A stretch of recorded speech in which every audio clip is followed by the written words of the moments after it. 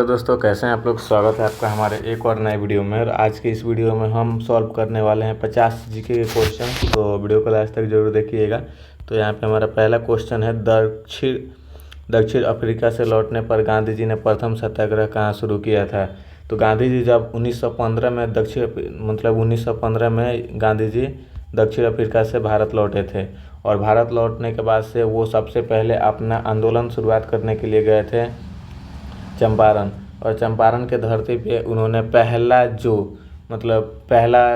सत्याग्रह जो स्टार्ट किया था वो चंपारण सत्याग्रह था। और ठीक उसके 7 साल बाद 1915 में वो ये किए थे, 1915 में वो अफ्रीका से भारत आए थे। और 1917 में वो पहली बार ये चंपारण सत्याग्रह किए थे। चंपारण सत्याग्रह 1917 में किए थे। और 1917 के बाद से 1922 में ये चौरा चौरी कांड हुआ था, जिसके बाद से असहयोग आंदोलन हुआ था। और 1922 में ये हुआ था चौरा चौरी कांड। और दांडी मार्च ये नमक सत्याग्रह के समय में हुआ था, ये 1930 में हुआ था। और बरदौली ये तो गांधी जी से रिलेटेड है नहीं, और ये है क्या बोलते तो इनका नाम था सरदार वल्लभ भाई पटेल। यह आंदोलन 1928 में हुआ था। और इसका इसके लीडर थे सरदार वल्लभ भाई पटेल। तो इसका सही आंसर है, 1 नंबर का सही आंसर चंपारण सत्याग्रह था, सरदार वल्लभ भाई पटेल। तो आपको तीनों का बता दिए, चौरा चौरी कांड और दांडी मार्च और चंपारण सत्याग्रह था। दक्षिण अफ्रीका से लौटने के बाद से सबसे पहला जो सत्याग्रह किए थे 1917 में, वो था चंपारण सत्याग्रह। चलिए चलते हैं नेक्स्ट क्वेश्चन की तरफ। नेक्स्ट क्वेश्चन है हमारा,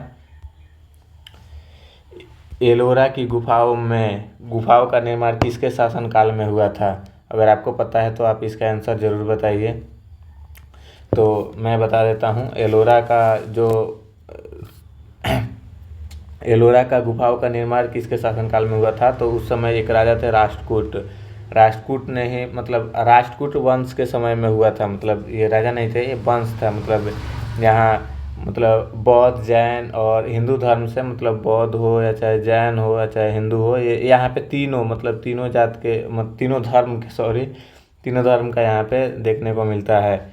तो राष्ट्रकूट ने इसका ये किया था, एलोरा की गुफाओं का निर्माण करवाया था राष्ट्रकूट वंश।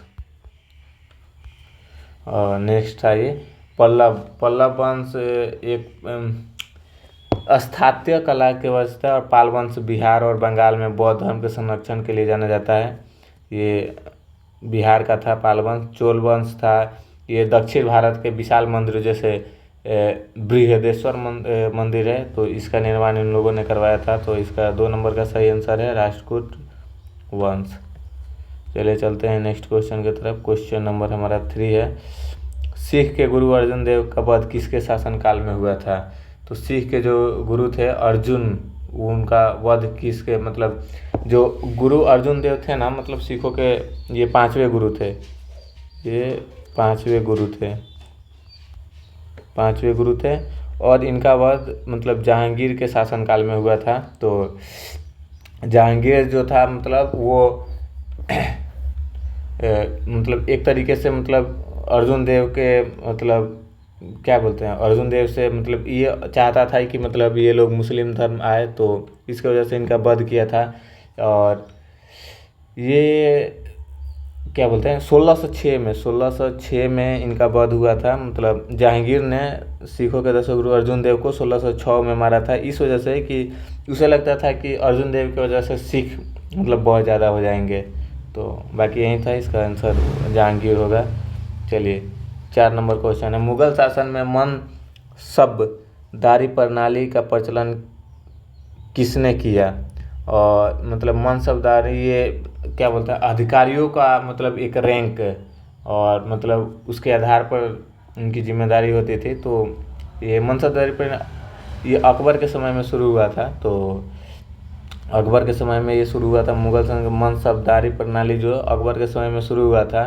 और अकबर का मतलब अकबर के बाद भी मतलब इस चीज़ को रखा गया था और जहांगीर ने भी इस चीज़ को फॉलो किया था। तो बाकी यही सब है। चलिए चलते हैं नेक्स्ट क्वेश्चन की तरफ। अगर आपको कोई डाउट हो तो कमेंट में ज़रूर बताइएगा। सॉरी, भारत की स्वतंत्रता के समय इंग्लैंड के प्रधानमंत्री कौन थे? कौन था मतलब, हाँ, भारत का जो स्वतंत्रता था उस समय वहाँ का जो मतलब इंग्लैंड का जो प्रधानमंत्री था वो कौन था?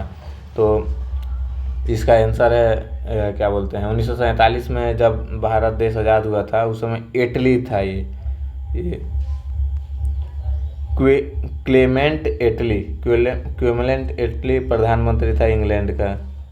और अंतिम वायसराय भारत का मतलब आज़ाद भारत का अंतिम वायसराय था लॉर्ड माउंटबेटन। ये अंतिम वायसराय था, वायसराय। द्वितीय विश्व के अगर पूछता है कि द्वितीय विश्व के मार